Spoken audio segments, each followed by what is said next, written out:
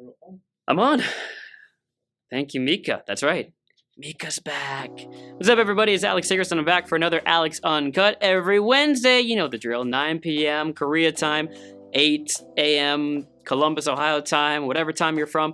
I do the same thing every week, which is answer questions from the previous Alex Uncut. Now, here's the catch, and where I hope I'm a little different from other people. No cuts. This is unedited. This is unprepared. Mika, how much did I prepare for my answers on this one? You didn't prepare anything. Exactly. But Mika is going to choose the questions from the previous week. He'll choose 3 of them. I must answer one of those questions long form, and I'll answer the last 2 short form. And what am I missing, Mika? Not much, right? We got to get into these faster now. Don't forget, if you're going to like this video, you're going to feed the narcissism. Give me a little like down there because that's how... please. Okay, Mika, what are the questions for this week? Okay, first question. Twin RCR asks, from what I understand, drinking culture is so big there in South Korea. Whether it's social or for work, it seems unavoidable if you don't drink alcohol. Just wondering if they are respectful if you don't drink. Okay, cool. Tasty T asks, if you could go back in time and do one thing differently, what would it be? Ooh, okay. And the last question from Clarice Tat, based on taste-wise, which alcohol is much more tastier, soju or sake? All right. You guys know what to do. If you have a question, please leave one down below, and I'll get to it next week. Also, get your comment fingers ready and tell me how wrong I am with this one, because I'm going to go with alcohol in South Korea. I find this one to be really interesting because I've been in Korea for the last 10 years and I've seen a world of change. So for those of you who are worried about coming here and you don't drink, or you're excited to come here because you do drink or whatever reason, this one is for you. Let me start with a story. When I came to Korea in 2008, I came for 10 days with my university. We came here, we were in Hongdae, we drank a bit, we only experienced the study life. Depends on if my professor's watching this. But the next year I was like, I'm coming back to South Korea. And sure enough, in 2009, I became an English teacher at a middle school in Seoul, South Korea. It's one of the coolest things I've done. I really enjoyed the teaching aspect of it, being with the kids and having fun, and they're learning English and I'm learning about their culture, and we're doing sports day. We're having lunch at I had lunch at the teacher cafeteria. I'm interacting with the teachers in South Korea. And it was really cool. And there was one thing that I was super excited about. I heard about these. They call them hueshiks. Hueshiks, for those who don't know, are the dinner events. We'll call them dinner. It's more like a drinking event, but it's dinner plus drinks with your business colleagues, or in my case, the teachers that I was with. And I was excited because it's like, hey, they're going to pay for your drinks and you're going to have a lot of fun. So let's go ahead and enjoy that. You would finish school, get all your work done around 5, 6 o'clock, or whenever your business company finishes work, you'd all get together and go out for some drinks. And it was a lot of fun as a recent college grad because I was still into that culture a lot. But it happened a lot, not at a school, but for people who actually worked at big time businesses. Now, maybe I was out once every couple of months because schools don't do it as much, but I looked forward to it. And when you went, you might drink more than you should. Maybe at round 1, you had a decent amount. And then there was round 2, and then there was the noraebang, the singing room, and you just kept drinking. But you would do it on like a Tuesday, and you got school the next day, or you got work the next day. And that drinking culture was really interesting, to say the least. Over the last 10 years, what's happened is a dramatic shift in culture here in South Korea. You have companies led by the big name companies like Samsung who are deciding that they don't want their slush fund budgets to be all spent on alcohol for a couple of reasons. 1, people aren't as productive the next day at work. But 2, it's a lot of money. And probably 3, they were probably under pressure from the government and other activists who were saying, don't do it. And when Samsung starts, or when the government starts, everyone follows. What we saw was a dramatic shift in the way that Koreans view alcohol.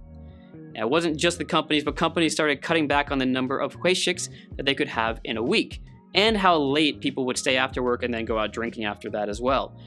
That went from like 3 to 4 times a week of drinking, no joke, for some of the people I taught at some of the other big companies, to once a week, maybe. And a lot of the older generation wasn't thrilled about it because they were kind of hazed when they were young, the early young kids at the, jobs or whatever, and they would have to drink for their older bosses. And now they're the bosses and they were really excited to do it. But now they don't get to make the younger generation drink. And the younger generation is actually seemingly quite happy about it. There's been a shift in mentality from wanting to drink a lot all the time to really wanting to drink with a purpose, with your friends and with the people around you, the people that you go home to. In America, we never wanted to drink with our coworkers. We would want to leave work and go drink with our friends and complain about our coworkers. And probably that's what a lot of Koreans are doing now. And with this shift has come a shift from drinking a lot just to get drunk to drinking higher quality things, such as maybe wine or even whiskey or whatever not cheap cocktail you can get at a quieter bar.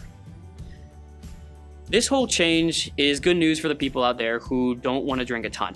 If you are worried about coming to Korea, but your religion does not allow you to drink, and it doesn't allow you to, go party with people a lot, this is great news. Number one, because Koreans have always been tolerant if you say you're sick so you can't drink. But now Koreans have gotten a lot more tolerant at people who just say, I don't drink, or for religious reasons I don't drink, or because I don't want to drink a lot.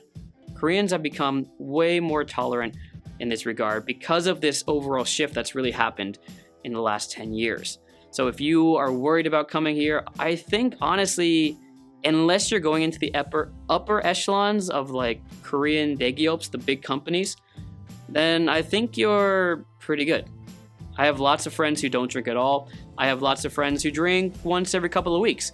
And I have tons of friends who drink the occasional beer on the weekend or maybe just a beer during the week when they're having dinner, and that's it.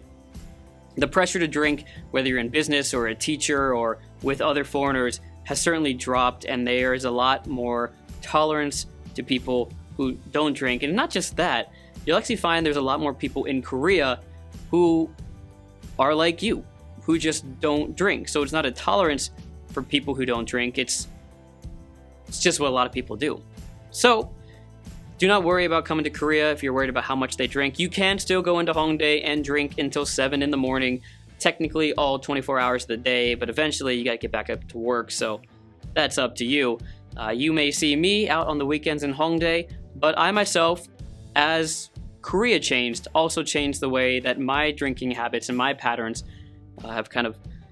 they've changed. I've become more of an adult. And in the same way, I think Korea is moving from a society that was heavy into drinking and camaraderie after work to one that is more respectful of individual opinions on alcohol, and one that is more respectful to people having their own time that they can spend with their friends and family. Woohoo! Did I answer the question? I'm not sure. I kind of went off on a tangent. Close enough, Mika? Yeah. Cool, good enough. Thank you guys for sticking around the whole time. As always, I want to encourage you to tell me why I'm right, why I'm wrong. Whatever you want to say in the comment section, I read every single comment. That's why you see a heart next to it. It implies that I have read it, and I try to answer all of them as well. I appreciate everyone who's done it so far, and please leave a question for next week if there's something you would like to know about Korean culture, about YouTube, about what I do in my spare time, my opinions on the existence of aliens in the universe, whatever you want, leave that down below. I still have 2 questions left. Mika, do you have those questions still? One thing that I would want to do differently, right? One mistake in my past that I would want to change. As a reminder, while you're here, don't forget to subscribe, hit the bell, and feed that narcissism by giving this video a like, because it is how my fuel gets in me and I get stronger on YouTube. I think that might actually be a good metaphor. I'm not entirely sure. Ready? The other questions are, if you could go back in time, what would you do? One thing that you would do differently? I would go to more of my friends' weddings back in the States. I think when I went back to my friend's wedding recently and saw a lot of my university friends and friends from first grade, I realized how meaningful it is to just be back there and to maintain those relationships. So I would have gone to more weddings while I was in Korea for the last 10 years. And sake and soju, right? Soju has a lot better tasting flavors I like the fruity ones, and I like some of the variations, the bamboo stock ones, sake I'm not a huge fan of, except when it's warm. I like warm sake. Big fan. Hey, it's like the same question, drinking culture. Thank you guys for sticking around for this long. I got nothing else to say. This is Alex Uncut, as real as it gets. Be good, do good, and feel good, and then repeat. See you next time. Goodbye, I say yo. Goodbye, I say yo. That wasn't cool. That was not cool.